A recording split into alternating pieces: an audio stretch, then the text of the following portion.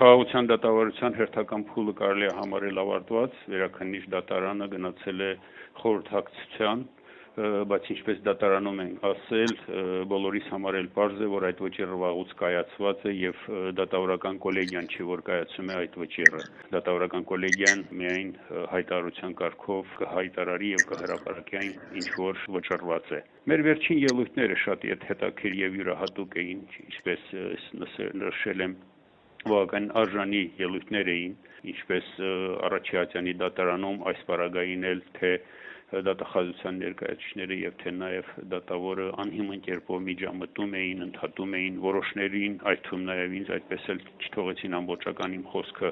ներկայացնել, բայց այնուհանդերձ խնդիր չէ, մենք բոլորս հասկանում ենք, որ սա քաղաքական դատավարություն է եւ շատ բարձ հայտարարում ենք այնտեղ, որ քաղաքական դատավարություն է, այլ կերպ չի էլ կարող լինել։ Ամենամեծ գնահատականը հավանաբար այս դատավարության տվել է պաշտպաններից մեկը, ով Առաջիհատյանում հենց այսպես զգուշացրել է, որ ամաչելու են տարիներ հետո իրենց ծերունների առջև, իսկ այս անգամ շատ յուրահատուկ խոսք փոխանցեց դատավորական կոլեգիային, այսպես զգաստացնող խոսք փոխանցելով, որ չպղծենք դատարանը եւ ասաց, որ մեր հաղթանակները այս դատավարությամբ պղծել ենք, այսինքն մեր ընդհանուր պահվածքը արդեն մղում է նրանց, որպեսզի նրանք խոստովանեն, որ դատավարական գործընթացում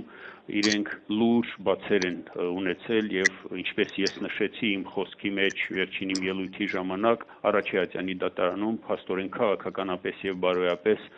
մեղադրող կողմը եւ դատավորական կոլեգիան, որ նույն թիմն են, փաստորեն չեն շահել դատը, շահողը եղել ենք մենք, որպես մեղադրյալներ, այսպես ասած։ Մենք արժանի հակահարվածներ ենք տալիս, այսպես ասեմ, այն փաստարկներին եւ այն կեղծ պնդումներին, որ վերաբերում է մեր ժողովրդի անցյալին, ներկային, պատվի խնդիրներին մեր ժողովրդի, կեղծ տեղեկություններով, շինծու հիմնավորումներով, ազգային ինքնասիրությունը կողքրտող պահվածքով, կեղծված պատմությամբ եւ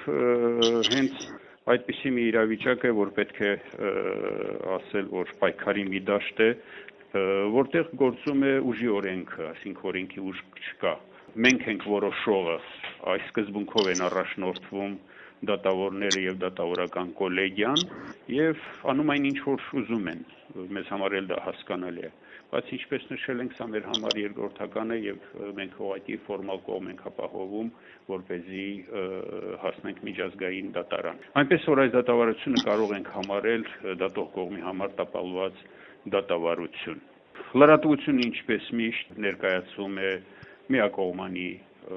մանիպուլացված, իրականությանը ոչ համապատասխան։ Ես մեկ նույնիսկ մտածում եմ, որ ուր են Հայաստանի ազատության լրատվամիջոցի ռադիոկայանի լրագրողները, ազատություն որոնող լրագրողները։ Մոտ 2 տարի է սպասում ենք, որ դատարանի դահլիճում կհայտնվեն, չէ՞ որ նրանց համար սպիտակ տան պատերը կամ Կրեմլի պատերը կամ եվրոպական որևէ երկրի, այդ թվում նաև բրյուսելյան հանրահայտ պատերը դժվար չէ շոշափելը, բայց Բաքվի դատարանների դահլիճից ներս նրանց մենք այդպես էլ չտեսանք, որպեսզի աշխարհին ներկայացնեն, թե ում են դատում, ինչու համար են դատում եւ ինչպես են դատում։ Ինչևէ, Նաև մի փոքր այսպես նրբություն ներկայացնեմ, դեռևս հուլիսի 17-ին ես միջնորդություն էի ներկայացվել դատարանին, որպեսզի մեղադրող կողմը դատախազությունը հաշվի առնելով ներկա ստեղծված իրավիճակը հայցը հետ վերցնի եւ քրեական գործը կարճվի, այս քրեական հետապնդում կոչված է դադարեցվի։ Տեղի վրա մերժվել է։ Ես բնականաբար ներկայացի, որ պետք է երիտասարդ կազմը, որ ներկա է խորհրդակցեն իրենց վերադասնել իրենց վերադասի, սակայն տեղի վրա մերժվեց։ Ամսի 31-ին մեր վերջին նիստի ժամանակ վերջի խոսքում ես խոսքս ուղղեցի դատավորին եւ խնդրեցի առաջարկ ներկայացրի դատավորին, որպեսզի իմ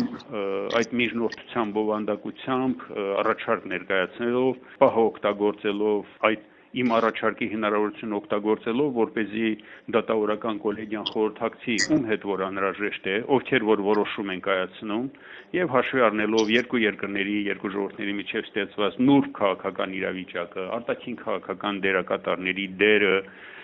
եւ որպես ապագայի միտված ներդրում այս քրեական հետապնդումը դադարեցնեն եւ գործը կարճեն։ Ինչ կորոշեն, սա այլ հարց է, բայց ամենայն դեպս այդպիսի մի առաջարկ ներկայացվել է։ Մեկ անգամ եւս պիտի ասեմ, որ մոտ 2 տարվա շարունակող այս երկու ատյանների դատավարության ընթացքում պաշտպանական կողմը այդպես էլ չստացավ ոչ մեղադրական ակտը, ոչ մեղադրական եզրակացությունը եւ ոչ էլ առաջի ատյանի դատավճիռը։ Լավ մնացեք, մենք մեր խոսքը դեռ կասենք։